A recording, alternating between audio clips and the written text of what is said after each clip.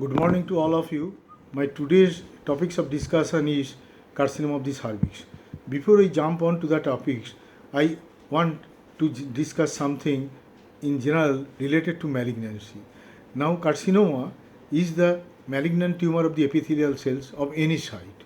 And in this particular case of carcinoma cervix, it is the malignant change of the epithelial cells in the cervical squamous epithelium or glandular epithelium or columnar epithelium or cubicle, whatever it may be, or it is a epithelial changes of the porciovenules of the cervix. It may involve the endocervix, it may also involve the upper parts of the and lower parts of the endometrium. It may come downwards and involve the upper portion of the vagina and lower portion. But in general, what is the nature of malignancy?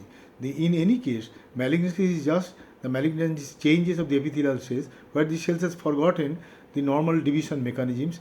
DNA has changed and it gives commands to the cells just to proliferate, and these cells forgot to die.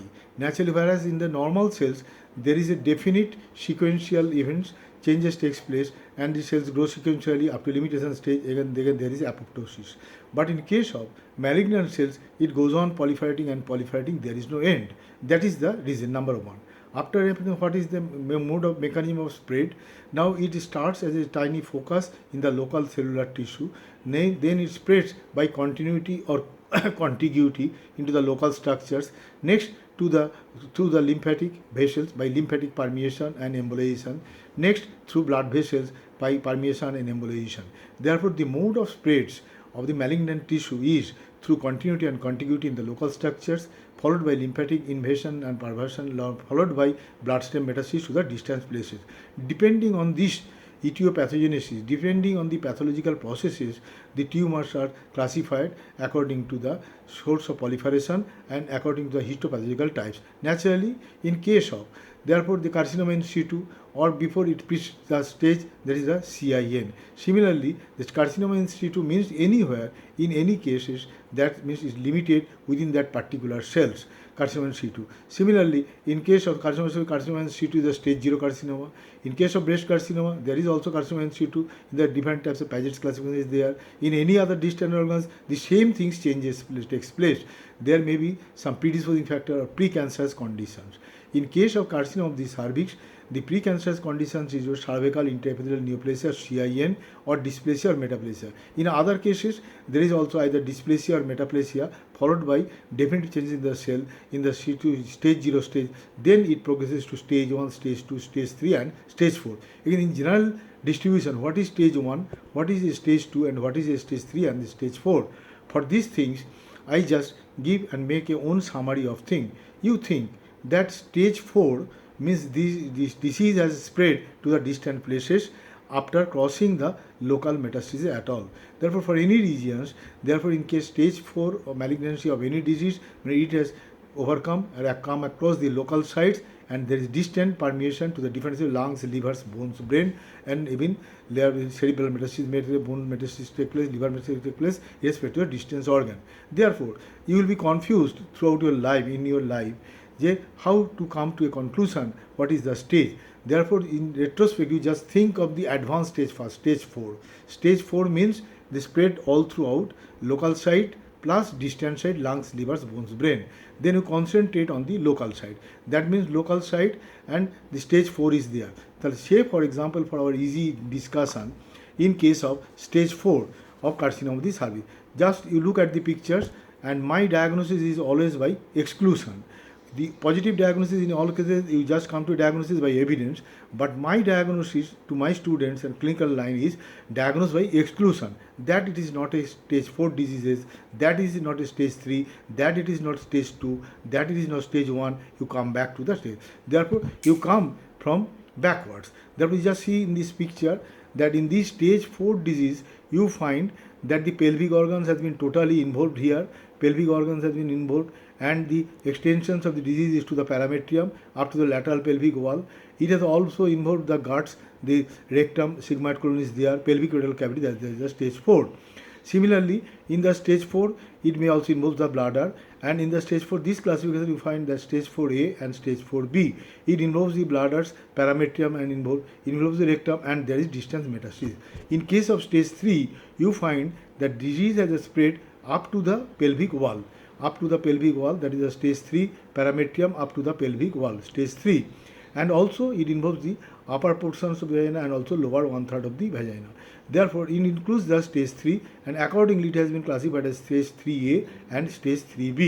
Stage B. Then you come forward. In case of stage 2, the disease is localized in the cervix. It involves part of the parametrium, but not whole of the parametrium on either side. Therefore, disease involves the local tissue and the parametrium on either side, or involves the upper part of the vagina, upper 1/3. Local infiltration is there. That is the stage B. That means in case of stage 2, it falls short of the pelvic wall, stage 2. In case of stage 1, you find that the disease is limited to the cervix itself from stage 0 to stage 1 centimeter or less than 2 centimeter. If the size is less than 4 centimeter, then it is your stage 1B. If it is greater than 4 centimeter, then it is stage 2B. Therefore, this is the clinical. You can go through the Figos classification and other things from above downwards. The CIN, stage 0, stage 1, stage 2, stage 3, there are more and more subclasses. But easy to remember, easy to imagine, you come backward from the stage 4, then you make a mental picture. This will help in your just clinical diagnosis number 1 and also in the treatment profile. Now, the incidence there are two types of carcinoma of the cervix. Number 1 is a squamous cell carcinoma, 90 to 95%. Rest 10 to 5% is adenosquamous cell. It involves the endocervical or squamous, the endocervical epithelial zones, or there may be mixed types of carcinoma, squamous plus adenomatous. Now, what is the presenting features? To start with the clinical, since it starts with asymptomatic process and hardly revealed in advanced stage, and many advanced stage it is revealed, and when the patient comes in advanced stage, there is your history of bleeding, contact bleeding, metastasis, foul smelling, discharge, others. But it is very difficult to detect earlier. Only the screening procedure can detect in the early stage. That's why routine screening for the pap smear by HPV screening. What are the predisposing factors? Number 1, early marriage, teenage pregnancy, multiple sex partners, STD, HIV, and other groups of diseases, and along with the infection of the human papillomavirus or Warts infection from the male partner due to the conjugation.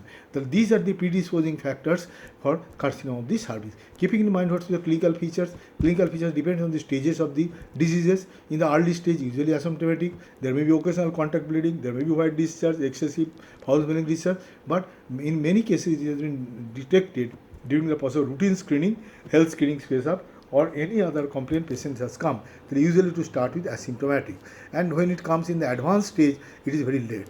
Therefore, clinical diagnosis is depends on the early screening number 1 with other investigation procedure, of which pap smear first, then HPV virus screening, then you go for colposcopy screening. Therefore, colposcopy screening guided by your biopsy of the local tissue and subjected to other factors. In the clinical examination, you find that local speculum examination, you find that there is a growth or lesion, or on touch there is a contact bleeding. And there are two tests for detection: the early stage Village test, thereby applying the local Lugol's iodine, or with acetic acid. Village test, in the Lugol's iodine, you have applied your Mahogany appearance because the degeneration of the cells is in the, or by applying 3% acetic acid, you can see acidophile area. Therefore, clinical it could be established. Apart from this, colposcopy confirms the diagnosis, biopsy confirms. Now, of all this, you have confirmed clinically and all these things. But what is the staging? Staging of the disease is to be done by internal examination and involvement of the parametrium. In all the cases, you just put one stage advance. If it is a stage 2, you plan for the treatment as a stage 3. If it is a stage 3, stage 4. Then what should be the treatment modalities? Treatment modality depends on the age of the patient concerned, whether it is the reproductive age group or childbearing age or perimenstrual age. If perimenstrual age group, family completed, surgery is the treatment, go for radical hysterectomy along with lymphadenectomy, parametrium, and all the dissection, radical surgery for all. If within the reproductive age group, you have to fertility surgery, space bearing, it involves the conization, large loop excisions of the cervix or conization of the cervix to prevent the fertility defect in the earlier stage. But in case of stage 0 or stage 1 to stage 2B, surgery is the D procedure, and radical surgery such as Barthelme's operation or Mitro's operation may be done, along with followed by radiotherapy subjected to the involvement of the gland cell therapy, and followed by chemotherapy in advanced cases. Keeping in this mind, you just plan and you try to detect in the early. So in the very beginning, my word of caution is the early screening procedure to detect in the early stage. If early stage is 100% and 5-year survival rate is 100% almost, and surgery gives the best result. Along with this surgery, there may be radiotherapy, there may be pre-operative radiotherapy, post-operative radiotherapy, or chemotherapy. In radiotherapy, there are different schools: local therapy, brachytherapy, and teletherapy. Brachytherapy local and teletherapy remote control. There are different techniques: Paris technique, Manchester technique, and Stockholm technique. You can go through the different types of classification. Figo staging, you can go through the books, but easy to remember clinical staging. After you have decided for surgery, go through routine investigations, anesthetic follow-up checkup, and including the cystoscopy, sigmoidoscopy, and other barium swallow X-ray, and distance medicine is not there, then you go for. Therefore, this is a definitive surgery followed by radiotherapy, followed by chemotherapy, or in case of advanced stage 4, there are exenterations operation, anterior exenteration, posterior exenteration. You may have to sacrifice the bladder or the rectum and make it just a life-saving changes in this case. This in nutshell is the carcinoma of the cervix, keeping in overview, and it will be discussed in the question and answer session. Thank you.